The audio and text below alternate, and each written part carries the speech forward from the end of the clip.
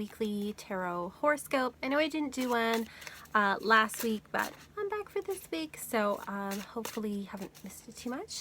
I took a week off from work and I was going to do a whole bunch of productive stuff at home, and then it just didn't happen because I realized I kind of needed a break from a bunch of things. So I just kind of relaxed this week, but I am back for this coming week, and once again I am doing the weekly reading with the Llewellyn Tarot. There is the back. And as always, if you want to get a reading with me, you can go to my Etsy shop, which is linked below, and order a reading or come see me in person if you're here in Winnipeg. So that's the Llewellyn Tarot. And then I'm also going to pull a card for all of us with the Wild Wisdom of the Fairy Oracle. These are both May decks for me. So I have shuffled. Now let's start as always with Aries. So Aries, we have the Eight of Wands. Aries, this is going to be a very busy week for you. Lots of things going on. It's going to be a week where you're just kind of running here and there, doing lots of errands. There's going to be a lot of talk, a lot of communication. Things are going to be happening very fast. So if you feel like things have kind of slowed down for you, this week they're going to really be picking up, and there's going to be lots of energy around you. For Taurus, we have the Queen of Wands. So Taurus, you're definitely feeling like you are coming more into yourself this week. You're feeling a lot more creative, a lot more outgoing. This is a good week if you have any social events planned or any kind of parties that you're going to. It's going to be a really great week for that as well. For Gemini, we have the Knight of Wands. So Gemini, if you're traveling or you're moving this week, this is a really good omen for that. This means that things will go well. It is definitely a week where Geminis are going to be taking action and moving forward and moving quickly. It's also a very busy week for you, just like with Aries. For Cancer, we have the Hermit. So Cancer, this is a quieter week for you. This is a week where you need to go within. It's a week where you need to make decisions for yourself without the input of others. So this week, don't be worried about what other people think. Take that time to go within and think, what do I think of this? For Leo, we have the Eight of Pentacles. So Leos, this is a week to get down to work. So it's telling me I got to get back to work this week. Work on the things you love. Work on your craft. Practice your craft. Do the things that you love this week. And be patient. It's hard for us. Virgo, we have the Queen of Cups. So Virgo, this is a week where you're definitely going to want to be at home. You're feeling a lot more nurturing. You're feeling like you need to just kind of sit back at home and enjoy things, enjoy your relationships. You're going to be feeling more sensitive than usual as well, and more intuitive. You also might have some creative insights this week.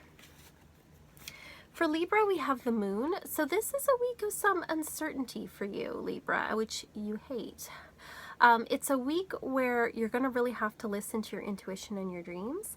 It's a week where things are not quite as they appear, so don't make any big decisions this week. And your moods may be kind of all over the place, and you may feel really out of balance this week. So make sure that you're spending some time taking care of yourself, and also some time meditating to really know what you think. For Scorpio, we have the Page of Cups. So Scorpios, take care of yourself. Self-care is really what I'm getting for you guys this week. Self-care, take care of yourself. It's also if you're starting a creative project or any kind of new relationship, it's not really a time to go out and talk to everybody about it. You don't really need other people's input right now. What you need is just to nurture this new project or relationship that you have going. Sagittarius, we have the Queen of Swords. We've got 3 queens in this reading. So Sagittarius, you're going to have to make some tough decisions this week, and some people may not like it. I know Sagittarius don't really have a problem with being blunt, but just be prepared that not everyone's going to like what you say.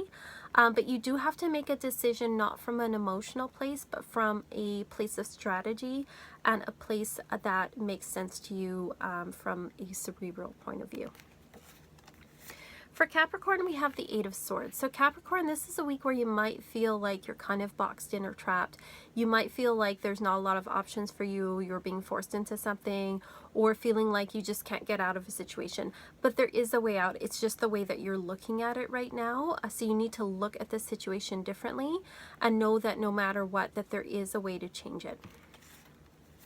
For Aquarius, we have the Knight of Swords. So just like with Gemini, Aquarius, you need to take action this week, decisive action.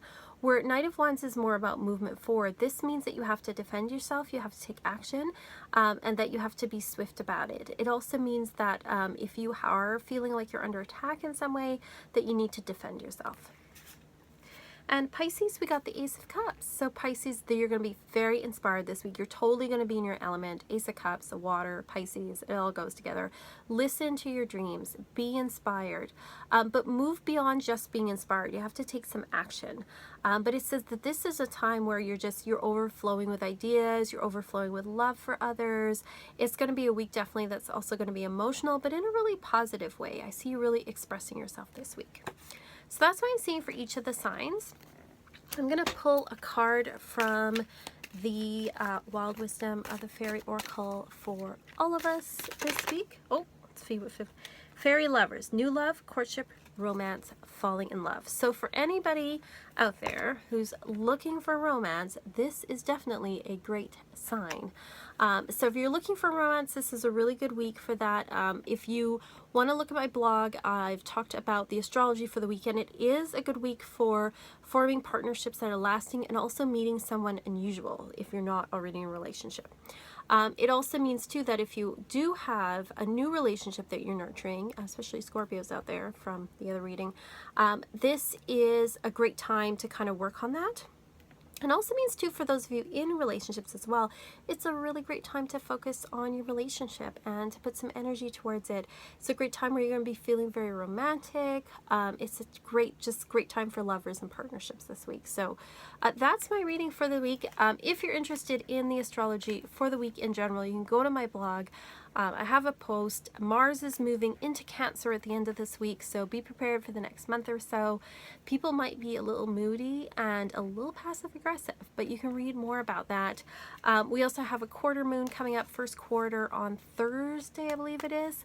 And so, you know, any intentions that you've set the past week at the new moon may have their first set of challenges come up towards the end of the week. So, but overall, it looks like a good week.